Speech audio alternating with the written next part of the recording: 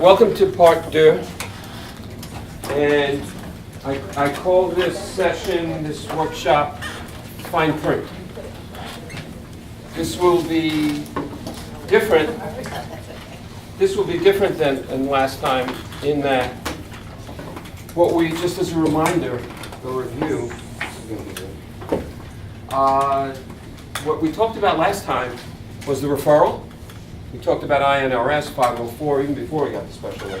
We talked about the referral process. We talked about written notice.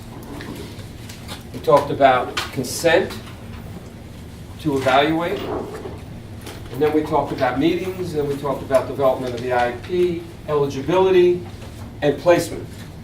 All of that is very hopeful and very much towards a positive process. Today, not so much. And it's really law. Even though the front part is based on regulations, this is about when things go sideways. And I know there are folks in this room that have had this experience with some of their families, and just get your head around this number. You guys have been putting into Goliath whether your child has special ed. I asked Diane for that because I needed to know what are the numbers, where are they, what's the demographics look like. There's 963 as of Monday families in this CMO. 930 have been put in on the special ed checklist. Of the 930, there's 30 missing so far or so. Of this number, 529 have classification. That's an amazing number. I'm surprised, and yet I'm not surprised, given the work that you do here and how folks get to you. So about 58% of the families have kids in special ed, which means the families are in special ed and all that goes with it, which is why we've been doing this, to talk about it. For me, doing this with you, particularly working with you individually, I've learned a lot. Now, I'm at this for a very long time, and I've worked with the most at-risk kids. My numbers are nowhere near what you have. You're going to push 1,000. So we'd have difficult kids and sometimes difficult families. But I have to tell you, every day I come to work with you and somebody corners me or says, Jeff, they send me an email. The scope of problems and dysfunction and difficulties are amazing. Amazing. I'm learning about situations that I've never experienced before. They all fit into what we're doing, but it's, you think you've seen it, and then somebody comes over to me and it's, wow, it's at another level again. So your work is difficult, challenging, rewarding, and filled with questions. Because that's what I get. I get the questions, and I don't always have the answers. There's no way anyone's going to have all the answers. But we'll get the answers, one way or another. And I do have some information for you on a question that one of your colleagues asked me. I don't know if you were here in the room. Home instruction. Who's got home instruction? Nobody? Someone. Have you had the home? Hey, George. Come up front if you want, or hide in the back with these people. Hide. There's a chair. If you've had the home instruction experience, if you haven't, you will. Here's the law. You can place a child on home instruction for up to 60 days. 60. Are there exceptions? Yes. I've talked to you guys, colleagues, who've had a kid on home instruction for a year and a half. Here's where home instruction started. You broke an arm, you have mono, you have a virus that knocks you for a loop, break a leg, you can't go to school for a couple of weeks, for a month. So they provide home instruction. Somebody comes to the house, and that's how it started. It was health related. I'm willing to bet, more than often than not, it's not health related anymore. It's related to, can't keep the kid in school. So what are we going to do? Kid refuses to go to school. What are we going to do? So it's been used as a stopgap until we can get the child back to school, or another placement, or a remedy. And it can be for a very long time. And remember, home instruction is never, ever more than 10 hours a week. 2 a day. And oftentimes the quality of that, particularly for the kids you're giving home instruction to, very little education takes place. So I'm concerned about it. I'm not making an opinion about what the district is doing or not doing. I'm just telling you the facts. 60 days, and then something else has to happen. Okay? We have to. I can't read it. Can you read it? Okay. You've got what's there, but some folks like to see it up there. So I'm going to begin. If you would, as I'm doing, if you can just put this to mute or vibrate so it doesn't disrupt anything. If you need to make a call, make a call. No? You have your phone number? No. Okay. All right. Hold on. I'm out. All right. We're going to be done here at 11:30. You'll be out of here earlier unless, and I'm fine because I'm here all day. If we have lots of discussion, which I hope. If not, I'm just giving you a heads up. This usually, from my experience yesterday afternoon and morning, there's not as much here, but the detail. So sugar and coffee is good for your focus sometimes. You'll crash later, as I will. And let's begin. We're on page 14. 14, please. 14 on the priest, the parent rights. And I call your attention to the bottom, which I highlighted. It's an odd place to start, but it's a good place to start for the following reason. And this question keeps coming up, and where is she? There you are. You're it again. One of your colleagues, Christy here, is living in this world. I referenced it last week, and here it is to discuss. This is, right here, the family she's working with. And it's a train wreck. Still a train wreck, yes? Yeah, it's going to be a train wreck for a while. Here's why. Placing a child in a non-public private school due to disagreement. What they're meaning here, most of the time, is out of districts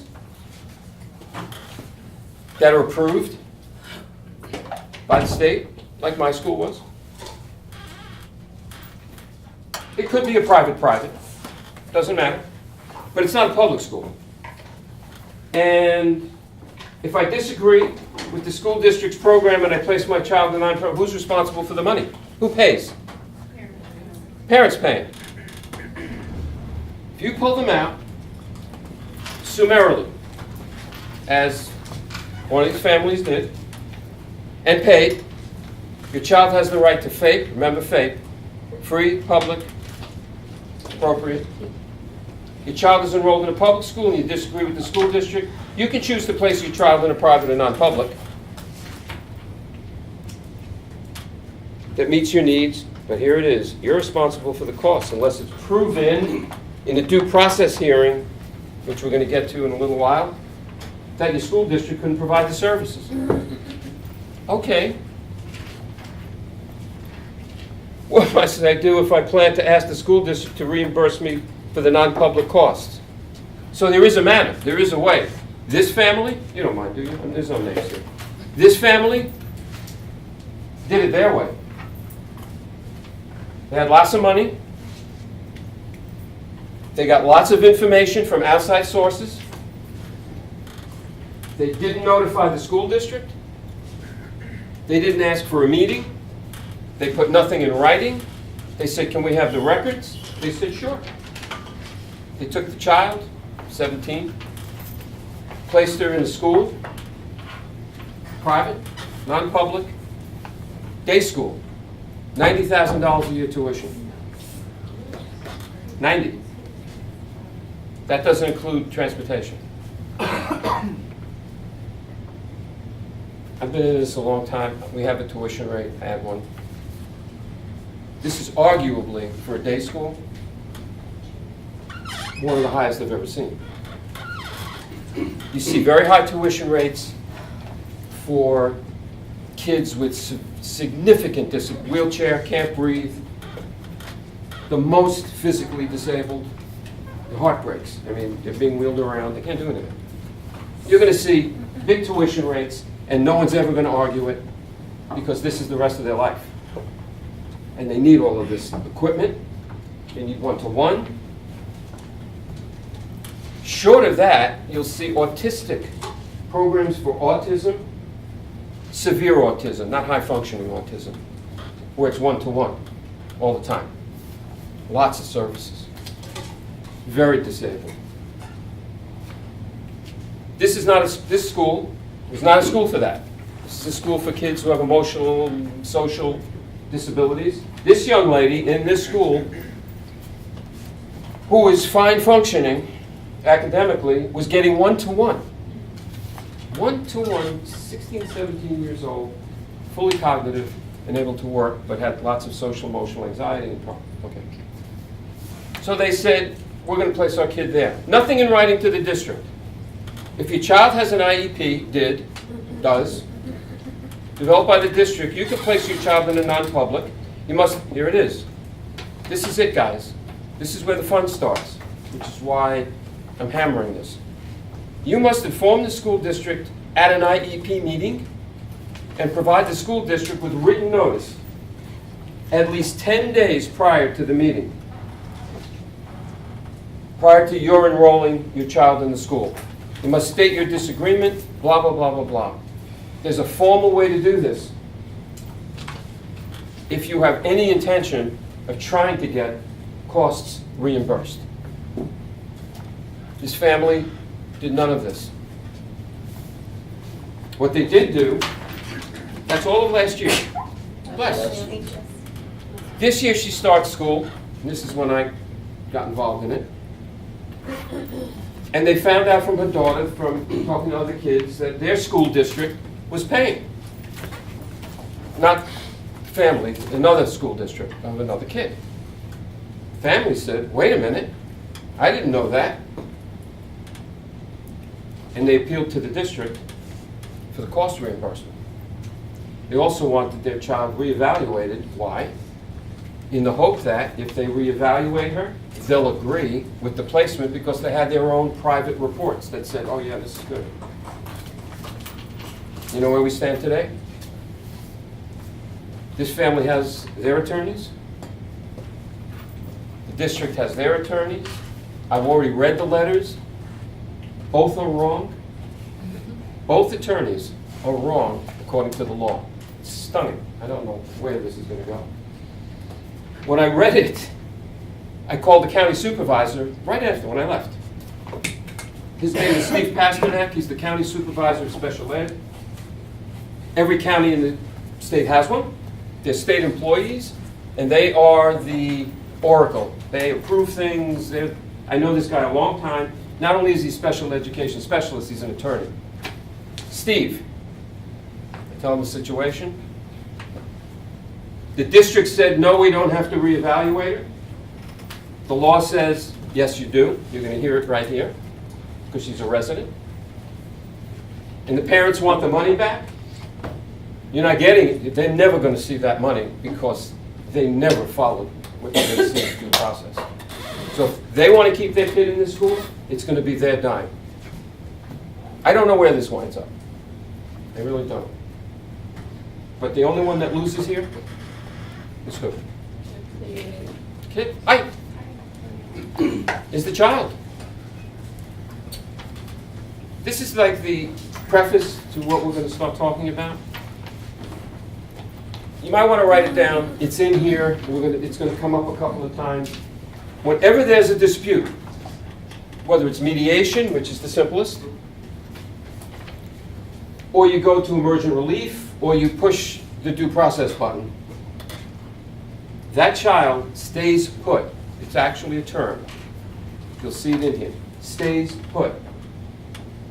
Cannot remove the child from that placement until decision officially is made, except for once. What do you think the reason is that they can do it? Why would you be allowed to take the child out of the school? Danger to life and limb. That's for protection and safety for the child, as well as everybody else. And some of you have got these kids. Other than that, stay put. You'll see how long stay put can last. While you're arguing the point, you want to rip your kid out, and you're really unhappy, this could go for months. It will go for months, unless you mediate. So, that's how bad it can get. This is as bad as you want it to get, because everybody's got their guns out, loaded to bear. Nobody's talking to anybody except the suits. And every day goes by. No news. Ick. They need coffee and donuts. All right. If you please, page 15. Some of this I'm going to run through quickly with you because your eyeballs are going to hurt and you're going to fall asleep. Read all of it. And I say to read all of it, and it's up to you how informed you want to be about this. You will run into this. The odds of this happening to you in here are high. Not every time. It's just 530 special ed kids here. Somebody's going to be not happy with what they're getting. I have a star on mine. You can place your child in a non-public, private. If I place my kid in non-public because I prefer the type of education offered by the non-public, does my child have a right to special ed and related? Right there in the first sentence. Student with a disability is enrolled by his or her parents in a non-public school, here it is, this is Kristen, does not have an individual entitlement. You pull that kid out on your dime and no notification, you're on your own. You're on your own until you come back to the fold. And then you have to go through the processes we're going to find out about. But if you've got lots of bucks and you're happy with what you're getting, that's why private schools exist. Not kind of, they had a district, but private. It costs $100,000 a year. Okay. They're in Utah. My dime. Okay. This law, these rules were not written for those folks for the most part, but you can't have it both ways. So I go to, from there, we jump 16. See resolving disagreements? Okay, here's where it starts. We're going to start low level, and by the time we finish on page 24, we're going to be in the Supreme Court. That's where this goes, if things don't work out. So I underlined it, I made a big noise about it from when I read it, because if you're going to inform your families, this is a really good place to start if they're talking about taking this sideways, which they have a right to. There may be a time when you and your school districts disagree. Many disagreements can be resolved by communication. Stop there. I get on my knees and beg, pray to you. Communicate with them. have your families understand that they can pick up the phone and have a nice conversation. All right, Chris. I was with Chris and Tenafly the other night, helping a parent with Chris in the FSO understand this. This mom, not looking to sue anybody,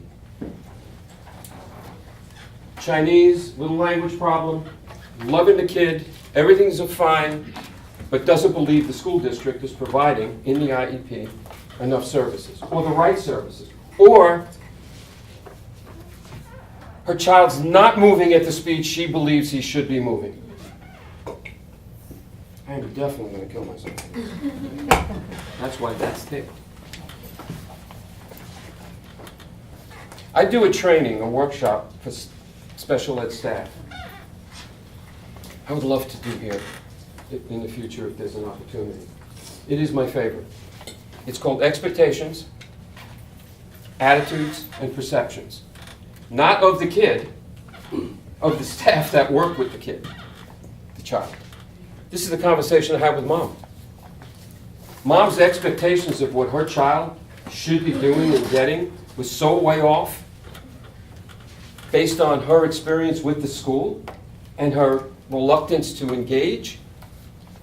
We had the IEP right there. Her concerns and expectations didn't line up with that IEP. Has she had a conversation with the school district? Not really. Has she talked to the kid's teacher? Absolutely not. I didn't know I could. You're going to see it in here. So we were informing her of doing this, helping her understand this, not this.